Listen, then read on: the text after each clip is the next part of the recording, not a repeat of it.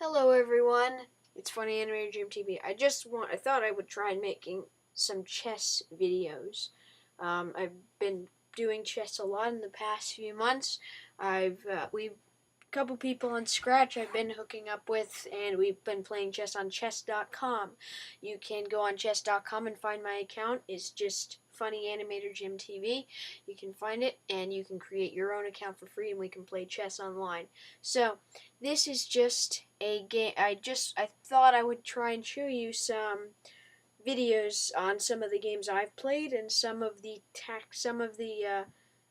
principles that I do in my games because I like to play chess.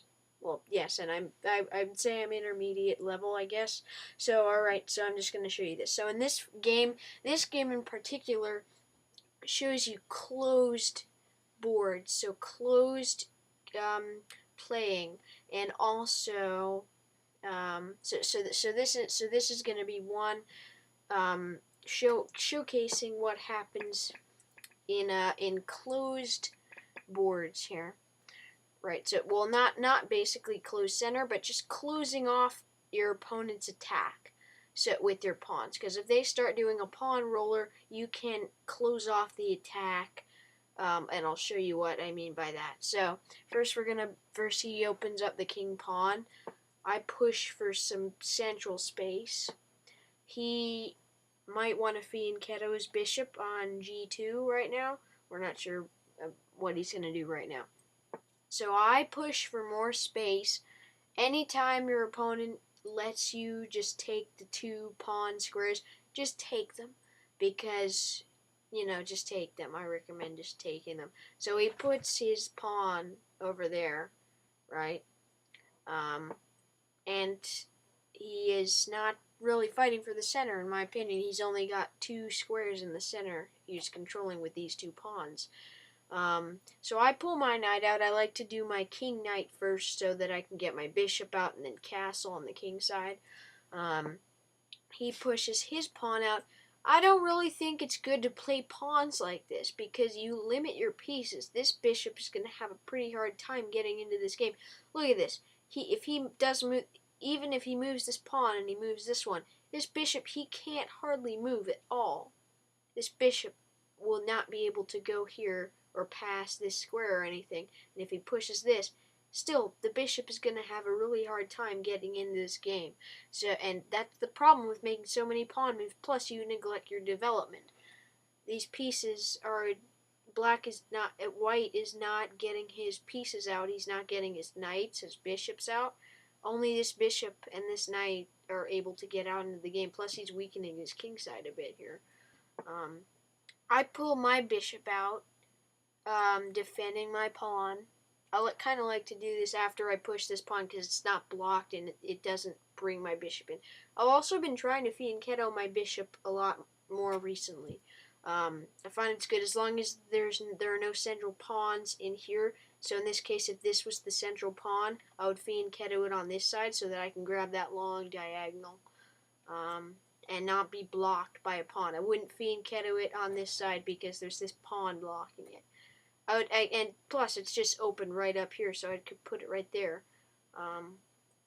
And he pushes that pawn. I go ahead and castle. It's always a good idea to castle. It gets one of your rooks into the game, gets your king behind a good fortress. He pushes his pawn. He's pushing way too many pawn moves, in my opinion. This is a good way to get space here. In this case, I want to try and get an open file. I want to try and get this open file for my rook to go all the way up and in here. So if he takes this, then I can take with the rook, and I can have the H file, because there will be no pawn. This will give him the B file, but I mean, there's not much he can do here. My rook is already positioned perfectly on that H file. So I offer this, and he comes right up the center.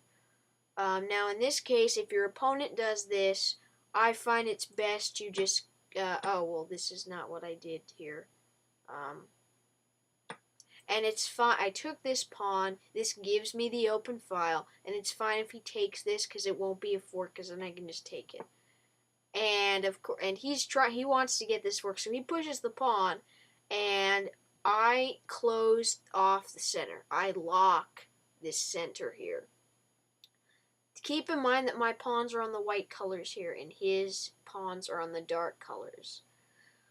So I lock the center in. He takes my pawn back.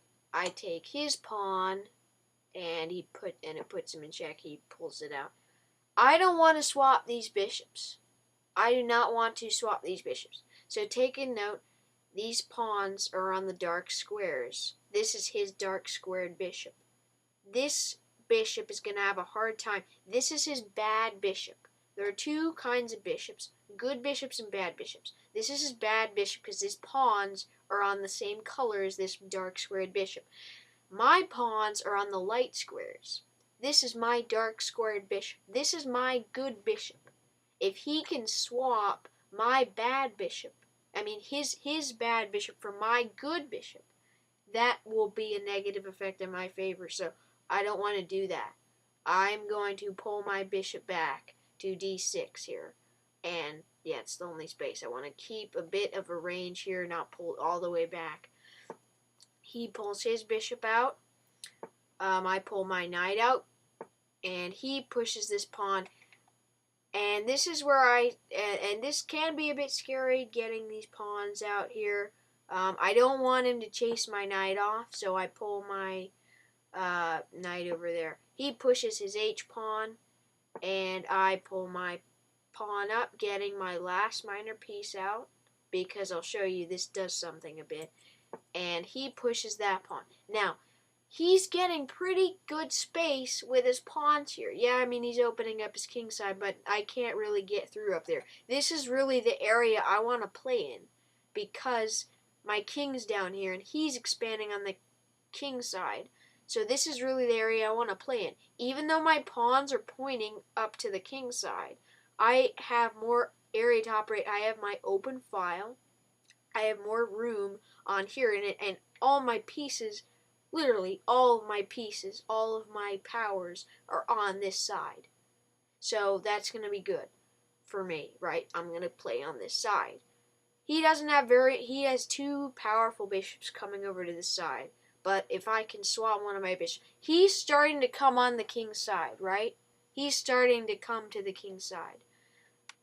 I don't want him to bring these pawns up and pry my king open and wreck my side, and then he can come in and attack me. I close off his center here. I lock the center, and this prevents him from advancing his pawns, but that's exactly what he does. And I lock this whole board. I lock the king side. He cannot get through to me. He can't come and attack my weakest pawn because this square is covered and he can't do anything. This is locked. He can't get through. I can get through on the queen side. So this is my thinking right now. So I've locked this. I don't have to worry about anything he's doing over here because he cannot get in here. I know that. He cannot get into my king side. He cannot attack my king. I can get in the queen side because I have so much more stuff over here than he does. I have all my pieces developed and pointing over to this side. I have an open file. My two bishops are good. My knights, my two knights. These are my main power source. My two knights, because this is locked. The board is locked. Knights like locked positions. This is a locked position. Knights like the locked positions. Bishops like open, like ripped open positions. Knights like locked positions with pawns. I want to use my knights if I can. I want to use my knights. All my pieces are here. I want to get my queen side expansion. That's my main thing that I want to do. But this is fairly open here, and I can't do anything over here. So the bishops and the knights are going to prove to be a bit equal. I just want to get more space over here, so that's what I'm going to try and do in my next few moves. So he pulls his queen down. I pull my knight here because what I want to do is swap a few pieces. So he comes down here. He moves his king. I don't know why he did that. I do not know why he moved his king. I do not know why he moved his king. Anyway, I pull my bishop up. Now notice. This is his white bishop. This is his light squared bishop. All of his pawns are on the dark squares. This is his good bishop. That's his good bishop. All my pawns are on the white color, are on the white squares. This is my light squared bishop. This is my bad bishop. If I can swap my bad bishop for his good bishop, that's going to be positive in my favor. So I want to do that. I offer him my bad bishop for his good bishop. So that is going to be good. I want to do that. I would like to swap these bishops here. And he pulls that. I gladly take the bishops. I gladly swap these bishops here. And I take this pawn. And he comes down with his queen. And I threaten his queen here. So he has to drop back. I pull my knight here, attacking the queen again. He pulls it back. And at this point, we're competing rooks here. I decide to take the rook. Because still, his rook is way over here. His rook is way over here on the king's side. There's no potential for him on the king's side. Neither is for me. But this is where I'm playing. He has nothing over here. There is literally nothing that can get in here. I am coming up on the king's side. My pieces are closer to his side than his pieces are closer to my side. See, my pieces are coming up. They're ready to get in. My rook can come over here really fast. His pieces are all on the first and second ranks. That is not good for him. My pieces are ready and they're in much better positions than he is. So, I solidify my center. He brings his knight over. I bring my queen up because I want to put my knight on this square so my other knight can get into the game. He pulls his rook to his second rank. I have no idea why he does that. I pull my knight over. And he pulls his knight back. I'm hoping that he will move this so I can take that bishop. So I pull my queen up, and he moves the bishop. I pull my queen up so that I can get my other rook onto this file. I can get my rook onto this file. He is also getting his rook over to his file. So I pull my rook over, he pulls his rook over. Now, at this point, these pawns are in the way. I can't do much, so I want to rip this center open. I want to rip, well, not the whole board, but just this area so I can really get into his position. Notice I'm using my entire army on the offense. He's on the defense right now. He's got some good competition on the 8th rank. On the H file. On the A file. Sorry, this is the A file, not the H file. So, now he's completely blocked his queen in, right? He's completely blocked his queen in, right? So, I take that pawn. So he gave up this pawn. He gave up this pawn. So now I can start eating all of his pieces. And I take that. He takes, and I come back to this area. He takes my knight. I take it with this pawn so I can have a bit more area to get in and have more space on this side. He pulls his bishop back. I took that, apparently. He took it with his queen. So now I can put my rook up here. I mean my knight.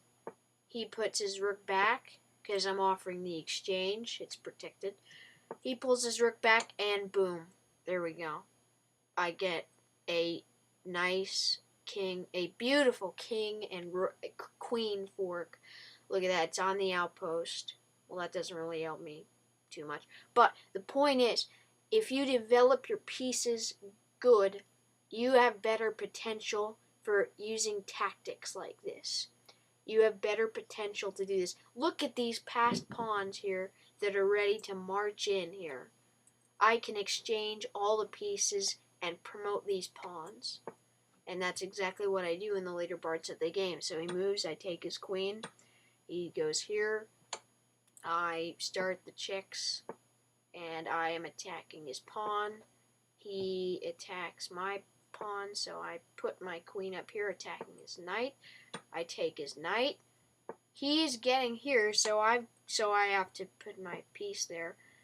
And I have to block that. I gotta block that pawn.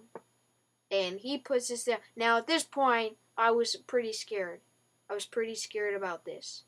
But there's nothing because I can do that. There we go.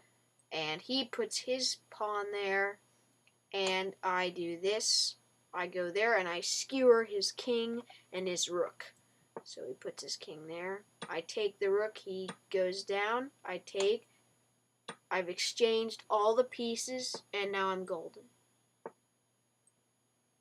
And sorry, this is lagging way too much. Yeah, so I did this. And I went on to win the game. So some points that I wanted to illustrate of that game are pawn rollers like this. When your opponent brings on a pawn storm, you want to try and close off that pawn storm if you can. So in this case, he's pushing all his pawns. I close off that pawn center. He has nothing over here. Make sure, if you can, open up one side of the board. Well, just fine. You can clearly see this is the side of the board that I want to play on. I can't do anything over here. I have more space over here. I have more space on the queen's side, so I'm going to go up this way. I'm clearly going to go up this way. All my pieces are pointing to this side. All my pieces are on the queen's side. I'm going to expand on the queen's side, and that's how I am going to win the game. Right? And develop all your pieces. Look at his pieces. His pieces are all in the first and second ranks. All of my pieces are developed except this rook. Well, I've developed. I've castled. Right? So all of my pieces are ready to go on a quest to start expanding on the queen's side, right? So this is great. This is exactly what we want. So this is what you want to look for. If there's a side that's good, that is clearly telling, the board right here is clearly telling you to go for the queen side. Expand on the queen side. You close up you close up his attack, and you go on your attack on the queen side, right? So, and also close positions, good and bad bishops. See here, if I can go here. Good and bad bishops. All the pawn colors. This is my bad bishop. Swap my bad bishop for his good bishop.